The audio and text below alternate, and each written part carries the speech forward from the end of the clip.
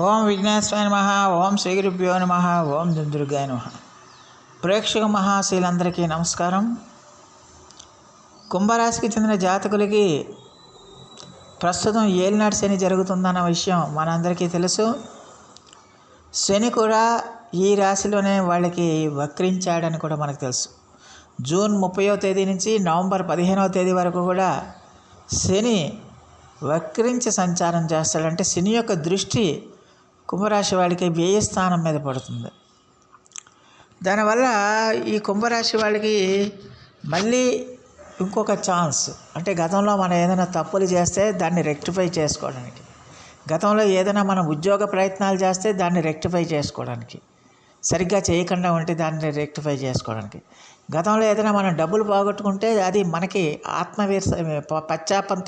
పశ్చాత్తాపంతో ఆత్మవిమర్శ చేసుకుని దాన్ని మార్చుకోవడానికి, ఇలాంటి పనులన్నీ కూడా శని భగవానుడు చేయడానికి అవకాశాలు ఉంటాయి. అలాగే గతంలో మనం ఏమైనా తప్పులు చేస్తే ఆ తప్పులను కూడా సరిదిద్దుకొని మనం ముందుకు వెళ్ళడానికి, మన జీవితంలో అభివృద్ధి చెందడానికి శని భగవానుడు ఈ విధంగా మీకు సహకరించడానికి అవకాశం ఉంటుంది.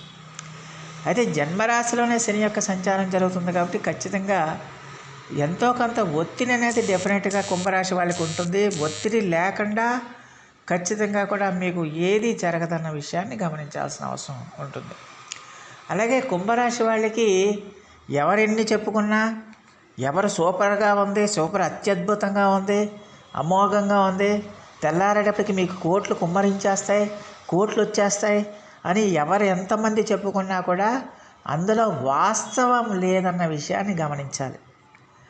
ఎందుకు లేదంటే ఖచ్చితంగా కూడా ఏ మనిషికైనా సరే కష్టపడకుండా ఎవరికి కూడా ఒక రూపాయి రాదు.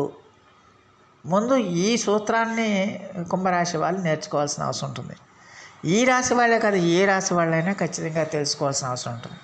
మనం కష్టపడకుండా ఎవ్వరు కూడా ఏది కూడా మనకు ఒక్క రూపాయి సహాయం ఒక్క రూపాయి కూడా మనకు రాదు. అలాగే మనకి ఎవరు కూడా మనకు సహాయం చేయరు. ఊరికనే ఎందుకు సహాయం చేస్తారు? ఊరికనే సహాయం చేసే రోజులు ఇవి. ఊరికనే ఎవ్వరు కూడా మనకు సహాయం చేయరు.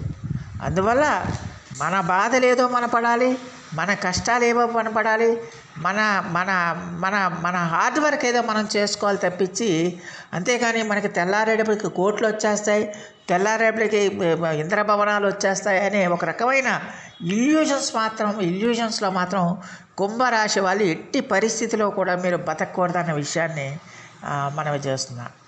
ఎందుకంటే ఇక్కడ రాష్ట్రాధిపతి శని, ఆ శని అంటేనే ఆయన కష్టపడి పని చేయకుండా డబ్బులు ఇవ్వడు, కష్టపడి పని చేస్తేనే డబ్బులు ఇస్తాడు. అలాగే మీరు మంచిగా ఉంటేనే, ధర్మబద్ధంగా న్యాయబద్ధంగా ఉంటేనే మీకు డబ్బులు ఇస్తాడు. అంతే తప్పించి నేనేమో అన్యాయం చేసేస్తాను, నేను అకృత్యాలు చేసేస్తాను, నేను కష్టపడను, నేను ఇంట్లోనే సోమరిపోతులా కూర్చుంటాను, ఏ పని చేయకుండానే నాకు డబ్బులు వచ్చేస్తాయి అనేది ఖచ్చితంగా కూడా అలాంటి అపోహలకి, అలాంటి భ్రమల నుంచి మీరు కుంభరాశి వాళ్ళు బయటికి రావాల్సిన అవసరం ఎంతైనా ఉంటుందన్న విషయాన్ని గమనించాలి.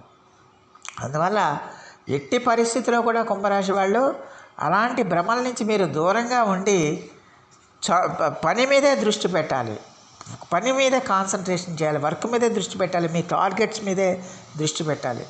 శని జన్మరాశిలో ఉన్నాడు కాబట్టి ఖచ్చితంగా ఎంతో కొంత ఇబ్బంది పెడతాడు, మానసికమైన ప్రశాంతతను దూరం చేస్తాడు, మానసికమైన ఆందోళన పెంచుతాడు, భవిష్యత్తు మీద భయాన్ని కలిగిస్తాడు, ఇలాంటివన్నీ చేస్తాడు, శ్రమ పెడతాడు, శారీరకంగా మానసికంగా శ్రమ పెడతాడు. అయినప్పటికీ కూడా అవన్నీ కూడా గమనించి మీరు నిత్యము కూడా శని జపంతో, శని ఆరాధనతో మీరు నిత్యము కూడా మీ యొక్క లక్ష్యాలు ఏవైతే ఉన్నాయో, మీ యొక్క గమ్యాలు ఏవైతే ఉన్నాయో వాటి మీదే దృష్టి పెట్టాలి. కానీ మీరు ఫెయిల్యూర్స్ వస్తున్నాయి కదా అని మీ ప్రయత్నం మానేస్తే కనుక ఖచ్చితంగా మొదటికే మోసం వస్తుందన్న విషయాన్ని గమనించాలి. ఇప్పుడు ఎలాగో శని ఆయన మళ్ళీ వెనక్కి తిరిగి చూస్తున్నాడు కాబట్టి మీరేమైనా తప్పులు సరిదిద్దుకుంటారేమో అని ఆయన చూస్తున్నాడు మీకు మంచి ఫలితాలు ఇవ్వడానికి. మీరేమైనా పశ్చాత్తాపడి మిమ్మల్ని మీరు సరిదిద్దుకుంటారేమో అని చూస్తున్నాడు మిమ్మల్ని బాగు చేయడానికి. మీరు కనుక ఈ క్షణంలో, ఈ 4 నెలల కాలంలో మీరు చేసిన తప్పులు, మీరు చేసిన తప్పిదాలు గుర్తుకు తెచ్చుకుని మళ్ళీ ఆ తప్పిదాలు చేయకుండా మళ్ళీ మీరు కనుక మీరు కృషి మొదలు పెడితే కనుక ఖచ్చితంగా విజయం సాధిస్తారు. ఖచ్చితంగా దానికి అనుగుణంగానే శని మీకు మంచి ఫలితాలను ఇవ్వడానికి అవకాశం ఉంటుందన్న విషయాన్ని ఈ కుంభరాశికి చెందిన జాతకులు తెలుసుకోవాల్సిన అవసరం ఉంటుంది. మొత్తమే చూస్తే జూలై ఈ నెల అంటే జూలై నెల 16వ తేదీ వరకు కూడా ఈ కుంభరాశి వాళ్ళకి అంతంత మాత్రంగానే ఉంటుందన్న విషయం మనం తెలుసుకోవాల్సిన అవసరం ఎంతైనా ఉంటుంది. ఎందుకంటే జూలై 16వ తేదీ వరకు కూడా ఈ రాశి వాళ్ళకి అంత అనుకూలంగా ఏమీ ఉండదు. అయితే ఎప్పుడైతే జూలై 16 నుంచి రవి కర్కాటక రాశి ప్రవేశం చేస్తున్నాడో, ఈ రవి కర్కాటక రాశి ప్రవేశం చేసిన కాడి నుంచి అంటే ద్వితీయార్థం, ప్రథమార్థం కన్నా ద్వితీయార్థం, జూలై నెలలో ద్వితీయార్థం నుంచి కుంభరాశి వాడికి పరిస్థితులు కొంచెం అనుకూలిస్తాయన్న విషయాన్ని గమనించాల్సిన అవసరం ఎంతైనా ఉంటుంది. అందువల్ల ఖచ్చితంగా కూడా మరి ఈ రాశికి చెందిన జాతకులకి ఖచ్చితంగా కూడా మరి ద్వితీయార్థం నుంచి అంటే 16వ తేదీ నుంచి కుంభరాశి వాళ్ళకి ఉద్యోగపరంగా, వ్యాపారపరంగా విపరీతమైన ధనయోగాలు కానీ, లేకపోతే ఉద్యోగ అభివృద్ధి కానీ, ఉద్యోగ ఉన్నతి కానీ, వ్యాపార అభివృద్ధి కానీ, అలాగే సంఘంలో మీ యొక్క గౌరవ మర్యాదలు పెరగడం కానీ, కీర్తి ప్రతిష్టలు పెరగడం కానీ, ఆదాయం పెరగడం కానీ, ఇలాంటివన్నీ కూడా మీకు జరగడానికి అవకాశం ఉంటుందన్న విషయాన్ని గమనించాల్సిన అవసరం ఎంతైనా ఉంటుంది. అయితే ఖచ్చితంగా కూడా ఈ రాశికి చెందిన జాతకులు ఖచ్చితంగా కూడా మరి ఎట్టి పరిస్థితుల్లో కూడా ఇతరులతో ఎట్టి పరిస్థితుల్లో కూడా మీరు వాగ్వివాదాలకు కానీ, ఘర్షణలకు కానీ, గొడవలకు కానీ దిక్కండి.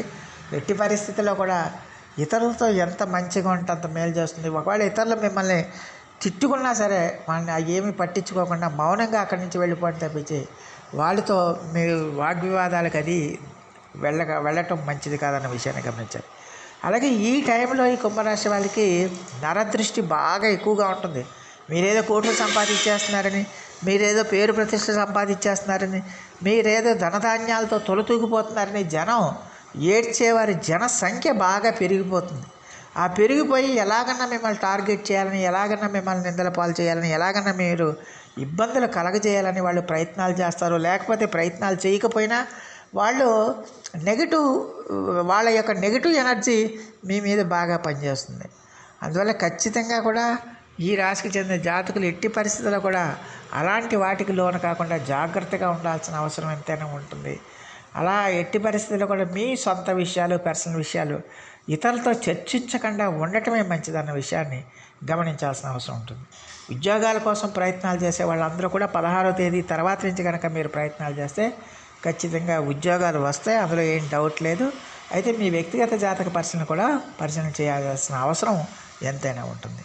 సో ఆ దేవదేవుడు మీ అందరికీ కూడా ఆయుర ఆరోగ్య ఐశ్వర్యాలు ఇవ్వాలని మనస్ఫూర్తిగా వేడుకుంటూ, ఈయన వీడియో కనుక మీకు నచ్చితే లైక్ చేయండి, షేర్ చేయండి, కామెంట్ చేయండి, సబ్స్క్రైబ్ చేయండి. సర్వేజన సుఖనో భవంతు. నమస్కారం.